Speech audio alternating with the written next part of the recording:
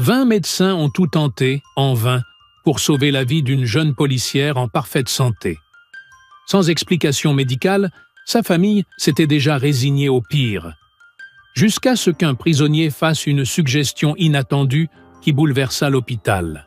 Quand les résultats sont tombés, personne ne pouvait croire ce qui rongeait la détective de l'intérieur. Mais avant de commencer notre histoire, dites-nous en commentaire d'où vous regardez cette vidéo. On adore découvrir jusqu'où nos histoires voyagent. La détective Jessie Collins n'aurait jamais imaginé que sa dernière patrouille se ferait à bord du véhicule numéro 247. À 34 ans, elle était devenue une légende au commissariat de Pittsburgh. 6 années de service exemplaire, des dizaines d'enquêtes résolues et pas un seul jour d'arrêt maladie à son actif. Ce mardi pluvieux d'octobre, Jessie avait commencé sa garde avec une étrange sensation. Un mal de tête persistant, accompagné de nausées légères. Rien qu'un café bien fort ne pourrait pas arranger, pensait-elle. La nuit va être longue, murmura-t-elle en ajustant le rétroviseur. La voiture avait depuis quelque temps une odeur étrange qu'elle attribuait au vieux système de climatisation. Vers 10 heures du soir, alors qu'elle patrouillait dans le quartier du boulevard, elle ressentit un vertige. Léger d'abord, puis de plus en plus fort. Elle s'arrêta et tenta de se concentrer, mais sa vision devenait floue. « Centrale, ici Collins dans le véhicule 247 », réussit-elle à dire d'une voix tremblante à la radio. « J'ai besoin d'une assistance médicale au niveau du 450 boulevard. » Ce furent ses derniers mots avant de s'effondrer sur le volant. Jake Morrison, son coéquipier depuis 3 ans, arriva en 5 minutes. Il trouva Jessie inconsciente, aussi pâle qu'un drap, respirant de manière irrégulière. L'ambulance fut appelée sur le champ. « Jessie, réponds-moi !» criait Jake en vérifiant ses signes vitaux. Elle avait un pouls, faible et rapide. À l'hôpital général de Pittsburgh, le docteur Andrew Miller prit l'affaire en charge. Grand, les cheveux grisonnants, fort de 20 ans d'expérience en traumatologie, il savait reconnaître une situation grave. Femme, 34 ans, policière, effondrement soudain pendant sa patrouille, résuma le secouriste. Tension à 9, pouls à 120, température normale. Le docteur Miller examina Jessie rapidement. Elle était inconsciente, mais réagissait encore à la douleur. Aucun signe externe de blessure, aucun traumatisme visible, aucune indication d'usage de substances. « Antécédents médicaux ?»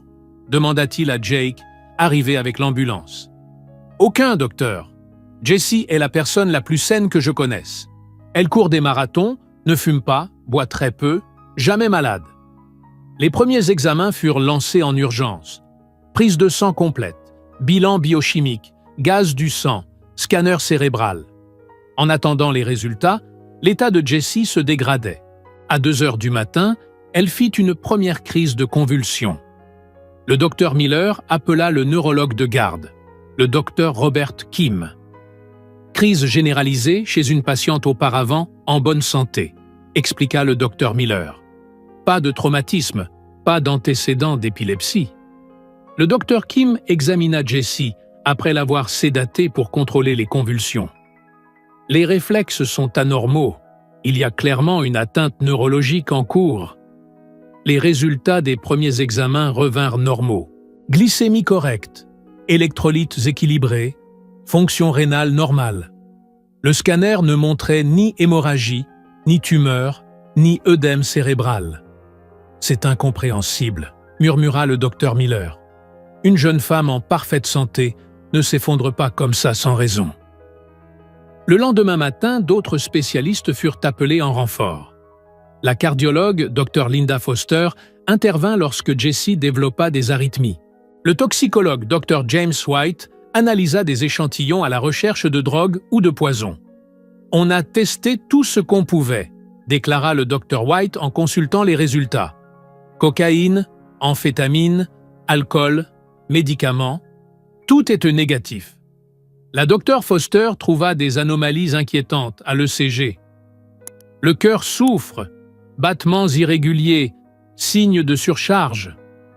Au commissariat, le capitaine Thomas Reed lança une enquête interne. « Je veux les rapports de toutes les affaires sur lesquelles Jessie a travaillé ce dernier mois. Voyez si elle a reçu des menaces ou arrêté quelqu'un de dangereux. » L'équipe passa en revue des dizaines de rapports. Jessie avait traité des cas de routine: vol, accident de la route, violence conjugale. Rien qui puisse justifier des représailles. À l'hôpital, de nouveaux spécialistes rejoignirent le dossier. La docteure Sarah Chen, endocrinologue, rechercha un déséquilibre hormonal. La docteure Monica Phillips, infectiologue, vérifia la présence d'infections rares. Le docteur Paul Martinez, gastro-entérologue, examina d'éventuelles causes digestives. Jeudi marqua une nette dégradation. Jessie dut être intubée après une défaillance respiratoire. Les reins commencèrent à montrer des signes de faiblesse. On entre dans un syndrome de défaillance multiviscérale, annonça le docteur Miller en réunion. Et on ignore toujours la cause première. La famille de Jessie arriva d'Ohio. Susan Collins, sa mère, n'arrêtait pas de pleurer. « Ma fille a toujours été forte. Qu'est-ce qui lui arrive ?» Jake venait tous les jours. Il se sentait coupable, bien qu'il sache qu'il n'aurait rien pu prévoir. Le docteur Kim demanda une IRM cérébrale. Il faut voir s'il y a des anomalies trop fines pour apparaître au scanner. La docteure Foster réclama une échographie cardiaque. Le cœur est en train de lâcher. Il faut comprendre pourquoi. Vendredi marqua une semaine d'énigmes médicales. 20 spécialistes différents avaient examiné Jessie. Des dizaines d'examens effectués. Toujours aucune réponse. C'est frustrant, confia le docteur Miller au docteur Kim. On a les meilleurs équipements, les meilleurs experts, et pourtant elle meurt, et on ne sait pas pourquoi. Les médias commencèrent à couvrir l'affaire. Une policière entre la vie et la mort défie la médecine, titrait le journal local. Les réseaux sociaux évoquaient un possible empoisonnement ou une attaque chimique. Jessie était en réanimation, branchée à des machines qui la maintenaient en vie. Les moniteurs cardiaques bipaient de façon irrégulière. Le respirateur artificiel l'aidait à respirer. Des perfusions administraient les médicaments pour stabiliser sa tension. Le docteur Miller savait que le temps était compté. Les organes de Jessie montraient des signes de plus en plus alarmants. S'il ne trouvait pas la cause rapidement, elle ne s'en sortirait pas. Au deuxième étage du même hôpital, Malcolm Bradley regardait les infos du matin. Ancien ambulancier de 42 ans, incarcéré pour vol à main armée, il suivait l'affaire avec un intérêt professionnel grandissant. Malcolm Bradley connaissait les symptômes médicaux mieux que quiconque. 15 années passées à sauver des vies dans les rues de Detroit lui avaient apporté une expérience que bien des médecins mettent des décennies à acquérir. Aujourd'hui incarcéré pour des erreurs qu'il ne cessait de ressasser, il écoutait les infirmières parler de l'affaire de l'inspectrice Collins. Convulsions, troubles cardiaques, détresse respiratoire, murmurait-il en repassant mentalement les symptômes. Et tous les examens de base sont normaux. L'expérience de Malcolm incluait des cas rares d'intoxication. À Détroit, il avait pris en charge des ouvriers d'usine, des employés du traitement des eaux usées et des victimes de fuites chimiques. Les symptômes de Jessie ravivèrent un souvenir précis. Rita Gonzalez venait d'administrer l'insuline du matin lorsque Malcolm décida de parler. « Rita, je peux te poser une question sur la policière dont parlent les infos ?»« Malcolm, tu sais que je ne peux pas parler de patients. Je ne demande rien de confidentiel. C'est juste que ces symptômes me rappellent quelque chose que j'ai vu plusieurs fois à Détroit. » Rita s'arrêta. Elle connaissait le passé médical de Malcolm et respectait son savoir. « Tu penses à quoi ?»« Une intoxication au gaz sulfhydrique, du sulfure d'hydrogène. Ça provoque exactement ces symptômes, surtout en cas d'exposition prolongée. »« Du gaz sulfhydrique ? Tu peux m'expliquer ?» Malcolm prit le temps de détailler.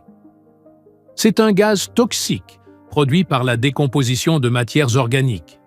Ça sent l'œuf pourri, mais à faible concentration, on s'y habitue. Une exposition chronique provoque des dégâts neurologiques, cardiaques et respiratoires. Rita était intriguée. Mais où quelqu'un pourrait-il être exposé à ça? Égouts, usine chimique, décharge, ou dans une voiture avec un système d'échappement défectueux? Si le gaz s'infiltre dans l'habitacle, ça peut empoisonner lentement. Les yeux de Rita s'agrandirent. Les voitures de police tournent pendant des heures sans arrêt. Exactement. À Détroit, j'ai vu 3 chauffeurs de taxi et un flic avec les mêmes symptômes. Tous avaient une fuite dans le système d'échappement. Malcolm poursuivit son analyse. C'est un empoisonnement lent, insidieux. Au début, maux de tête, nausées, fatigue. Puis, les troubles graves apparaissent, neurologiques, cardiaques. Et pourquoi les médecins n'y ont pas pensé? Parce que c'est rare et que ça n'apparaît pas dans les tests toxicaux classiques. Il faut un test spécifique pour les sulfures. Et la plupart des médecins n'ont jamais rencontré ce genre de cas.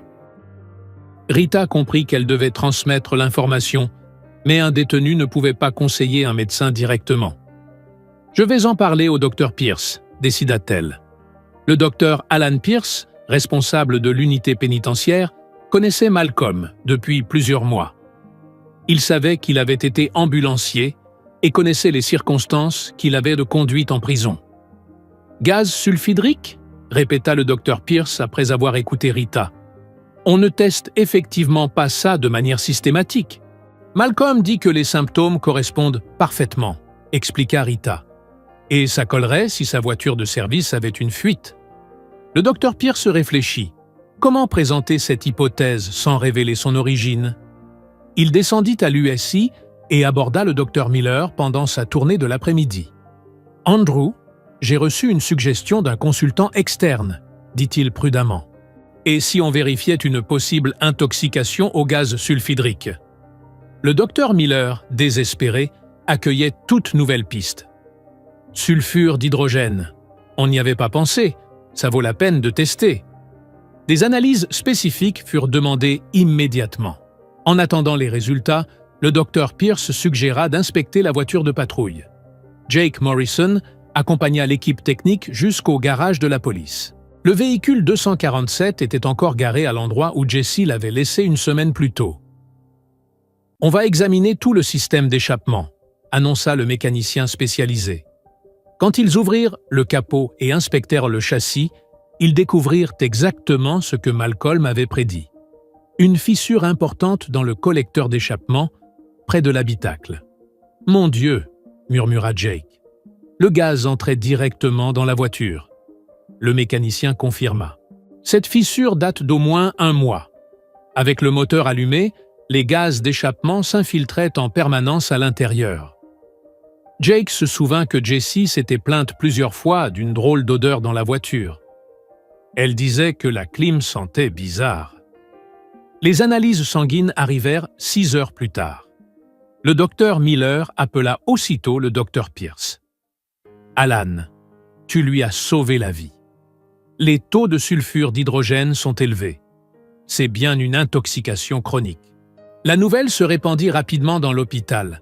Après une semaine d'incertitude, ils avaient enfin un diagnostic et surtout un traitement à mettre en place. Le docteur Miller réunit l'équipe médicale. On commence immédiatement une oxygénothérapie en caisson hyperbare. Il faut éliminer le gaz toxique le plus vite possible. Jessie fut transférée dans une chambre à oxygène pressurisée. Ce traitement spécifique pouvait inverser les effets s'il n'était pas déjà trop tard. Au 2e étage, Malcolm attendait des nouvelles via Rita. « Tu avais raison », lui dit-elle avec admiration. « Les tests ont confirmé une intoxication au gaz sulfhydrique. » Malcolm ressentit une satisfaction qu'il n'avait plus connue depuis des années. Et comment elle réagit au traitement? Ils ont commencé l'oxygénothérapie. Pour la première fois depuis 1 semaine, les médecins sont optimistes. Le docteur Pierce décida de garder la source de l'idée strictement confidentielle. Dans le dossier, il serait simplement noté « Suggestion d'un consultant externe ». « Tu lui as sauvé la vie », dit plus tard le docteur Pierce à Malcolm. « J'ai juste utilisé ce que je savais. Le principal, c'est qu'elle s'en sorte. Cette découverte mena à une inspection immédiate de toute la flotte de véhicules de police. 4 autres voitures présentaient des défaillances similaires dans leur système d'échappement. Combien de collègues auraient pu être empoisonnés sans le savoir? S'interrogea le capitaine Reed. Il faut revoir de fond en comble nos protocoles de maintenance. Jessie était encore dans un état critique, mais pour la première fois, l'espoir renaissait. Le traitement fonctionnait. La chambre hyperbare devint la nouvelle maison de Jessie pour les jours suivants. À l'intérieur du cylindre pressurisé, respirant de l'oxygène pur à 2 atmosphères de pression, son corps commença lentement à éliminer le gaz toxique qui avait failli la tuer. Le docteur Miller supervisait personnellement chaque session. 16 heures de traitement intensif par jour, avec seulement de courtes pauses pour les examens et les soins essentiels. La pression élevée force l'oxygène à se fixer aux globules rouges à la place du sulfure, expliqua-t-il à la famille de Jessie. C'est notre meilleure chance d'inverser les dommages. Dès la 2e séance, des signes encourageants apparurent. Les arythmies cardiaques commencèrent à se stabiliser. La docteure Foster confirma l'amélioration sur l'ECG. Le cœur réagit, annonça-t-elle lors de la réunion médicale du matin. La fonction cardiaque se normalise peu à peu. Susan Collins ne quittait plus la salle d'attente. 20 médecins n'ont pas pu aider ma fille. Comment ont-ils découvert ça si soudainement? Le docteur Miller pesa soigneusement ses mots. Parfois, la médecine a besoin de regards différents. Un consultant externe a suggéré le bon test. Jake venait la voir entre ses services. Lors de la 4e séance, alors qu'il était assis à côté de la chambre, Jessie bougea les doigts pour la première fois. « Infirmière! Elle a bougé la main !» cria-t-il dans le couloir. Le docteur Kim accourut et testa ses réflexes. Réponse motrice volontaire. Son cerveau est en train de se rétablir. À l'étage, Malcolm suivait chaque développement grâce à Rita. Savoir que son expérience avait sauvé une vie lui redonnait un sens qu'il croyait perdu à jamais. « Rita, ça peut sembler étrange, mais je ne me suis pas senti comme ça depuis 5 ans, confia-t-il pendant l'injection d'insuline. Comment ça? Utile, important. Depuis que j'ai commencé à consommer et que j'ai perdu mon poste de secouriste, j'ai cru que je ne pourrais plus jamais aider personne. Rita connaissait une partie de son histoire.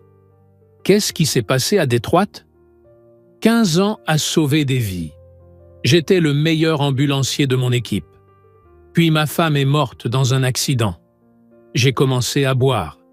Ensuite, les drogues. J'ai perdu mon boulot, ma maison, ma dignité. J'ai fini par braquer une pharmacie pour acheter de la coke. Et aujourd'hui, je suis sobre depuis 2 ans et demi. Je pensais que mes connaissances médicales ne serviraient plus à rien. Mais peut-être que Dieu n'en avait pas fini avec moi. Jeudi, Jessie ouvrit les yeux dans la chambre hyperbare. Le docteur Miller surveillait les constantes quand il la vit cligner des yeux et tenter de faire le point. Par l'interphone, il lui parla. « Jessie, vous m'entendez ?» Elle hocha faiblement la tête. « Vous êtes à l'hôpital. Vous avez été intoxiqué par un gaz toxique, mais vous êtes en train de vous remettre. » Pendant le week-end, l'amélioration s'accéléra considérablement. Son cœur retrouva un rythme normal, ses reins recommencèrent à fonctionner correctement et l'activité cérébrale se stabilisa. Lundi, le tube respiratoire fut retiré. Jessie prononça ses premiers mots depuis 10 jours. « Où suis-je » demanda-t-elle d'une voix rauque. « À l'hôpital général de Pittsburgh » répondit le docteur Miller. « Comment vous sentez-vous » ? « Comme si j'avais été percuté par un train. Mais j'ai l'esprit clair. » Jake était présent lorsqu'elle retrouva la parole. « Jessie, tu nous as foutu la plus belle trouille de nos vies. »« Qu'est-ce qui m'est arrivé ?» Le docteur Miller lui expliqua l'intoxication au sulfure d'hydrogène et le défaut dans la voiture de patrouille. Jessie fut choquée d'apprendre qu'elle avait été empoisonnée lentement pendant des semaines. « Combien de fois j'ai conduit cette voiture en me sentant mal? J'aurais pu provoquer un accident terrible. » Cette découverte transforma immédiatement les protocoles de la police.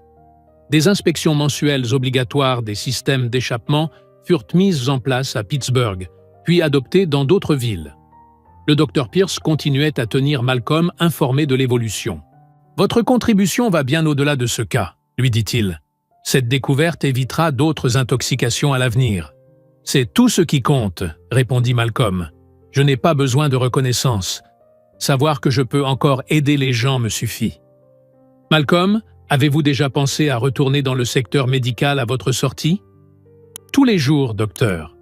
Mais quel hôpital embaucherait un ancien détenu ?»« Le moment venu, on en reparlera. » Jesse resta encore 2 semaines à l'hôpital pour récupérer complètement et suivre une rééducation. Les médecins furent impressionnés par sa résilience. « C'est une récupération remarquable », déclara le docteur Miller. « Si nous n'avions pas identifié le gaz sulfhydrique à temps, elle n'aurait pas survécu 48 heures de plus. » Pendant sa convalescence, Jesse demanda à plusieurs reprises comment le diagnostic avait été posé. « Comment avez-vous pensé au gaz sulfhydrique? C'est tellement spécifique. »« La médecine, c'est un travail d'équipe, » répondait le docteur Miller avec diplomatie. « Parfois, les meilleures idées viennent d'expériences inattendues. » Malcolm regarda à la télévision Jesse sortir de l'hôpital. Les journalistes l'interrogeaient sur son expérience et elle parlait de seconde chance et de gratitude. « Je suis en vie grâce au travail de nombreuses personnes dévouées, » déclara-t-elle face aux caméras. « Des médecins, des infirmières et peut-être même des gens que je ne connaîtrai jamais. » Le docteur Pierce avait gardé le secret absolu sur la source de l'idée salvatrice. Seuls lui, Rita et Malcolm connaissaient toute la vérité. « Votre contribution restera confidentielle », lui assura le docteur Pierce. « Mais vous devez savoir que vous avez sauvé une vie extraordinaire. » Malcolm sourit. « Docteur, au fond, toutes les vies sont extraordinaires. Je suis juste heureux d'avoir pu aider. » 6 mois plus tard, Jesse Collins reprit le travail en tant que symbole vivant de résilience. Son expérience transforma non seulement sa propre vie, mais redéfinit aussi toute la notion de sécurité au travail dans la police de Pittsburgh, et bien au-delà. « Jamais je n'aurais imaginé qu'une patrouille de routine aurait pu presque me coûter la vie », déclara-t-elle lors de sa conférence de presse de retour. « Aujourd'hui, je sais que les équipements de sécurité vont bien au-delà des gilets pare-balles. Ils incluent aussi la maintenance correcte des véhicules. » Le service de police mit en place des protocoles stricts d'inspection des véhicules. Des mécaniciens spécialisés examinaient désormais chaque voiture de patrouille tous les mois, en se concentrant particulièrement sur les systèmes d'échappement. L'affaire de l'inspectrice Collins a changé notre vision des risques professionnels, expliqua le capitaine Reed lors d'un séminaire national sur la sécurité des forces de l'ordre. Le danger peut venir des endroits les plus inattendus. L'affaire devint une étude de cas obligatoire dans les facultés de médecine. Les universités intégrèrent l'intoxication au gaz sulfhydrique comme diagnostic différentiel dans les cursus d'urgence et de toxicologie. Le docteur Miller présenta le cas dans des congrès médicaux internationaux.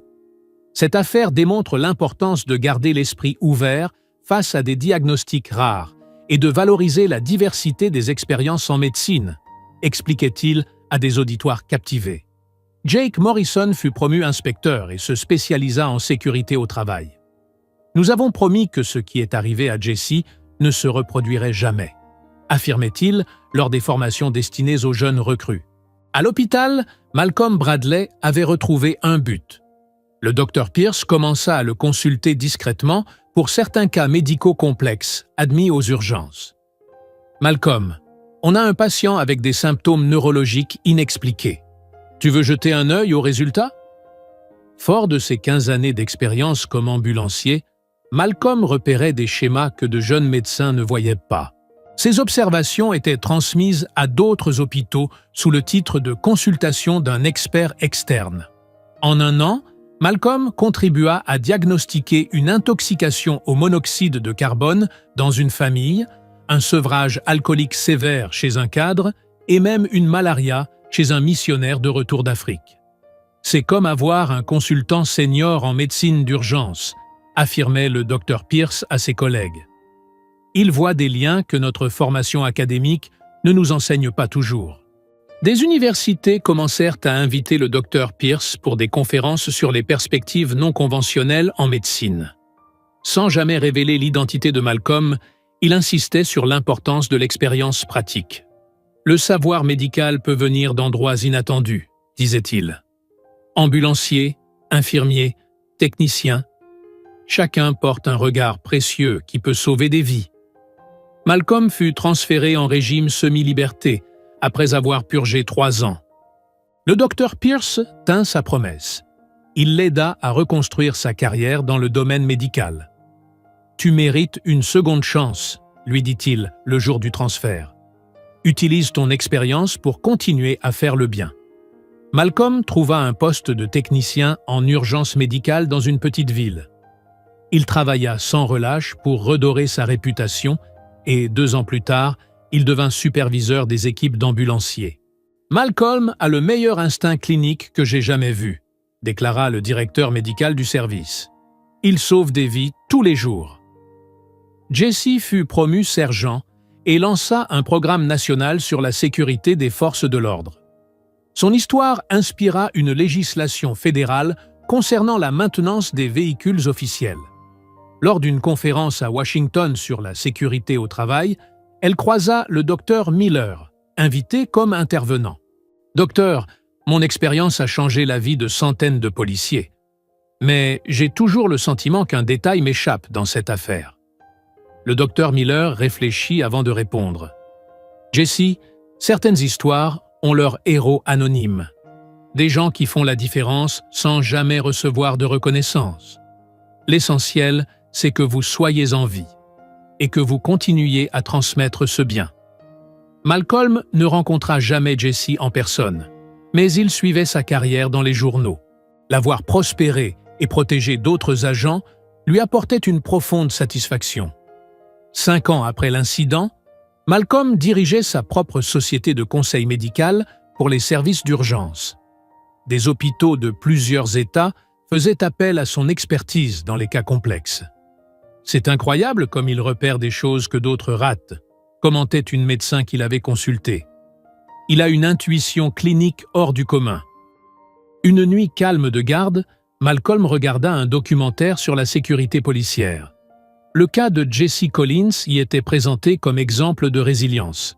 « Certaines personnes entrent dans nos vies brièvement, mais laissent un impact durable », déclarait Jesse à l'écran. « Je suis éternellement reconnaissante à tous ceux qui ont contribué à me sauver, qu'ils soient connus ou non. » Malcolm sourit en silence. Il avait retrouvé sa vocation, sauver des vies, peu importe la reconnaissance ou les circonstances. L'histoire de Malcolm et Jesse ne ferait jamais la une des journaux, ni l'objet d'un film hollywoodien. Mais leurs chemins s'étaient croisés au moment exact où savoir et besoin s'étaient rencontrés pour créer un miracle. Aujourd'hui, les protocoles médicaux incluent les leçons tirées de cette affaire. Les programmes de formation évoquent les diagnostics venus de sources inattendues. Des milliers de policiers travaillent désormais en toute sécurité grâce aux changements qui en ont découlé. Malcolm Bradley continue à sauver des vies, silencieusement, une consultation après l'autre. Jesse Collins continue à protéger les autres, un protocole à la fois. 2 inconnus unis par la médecine qui ont changé le monde à leur façon, prouvant que la compassion et le savoir dépassent toutes les barrières sociales. Si cette histoire vous a touché d'une manière ou d'une autre, n'hésitez pas à aimer cette vidéo, la partager avec quelqu'un qui a besoin de l'entendre et laisser un commentaire ci-dessous. Croyez-vous aux secondes chances? Parlons-en.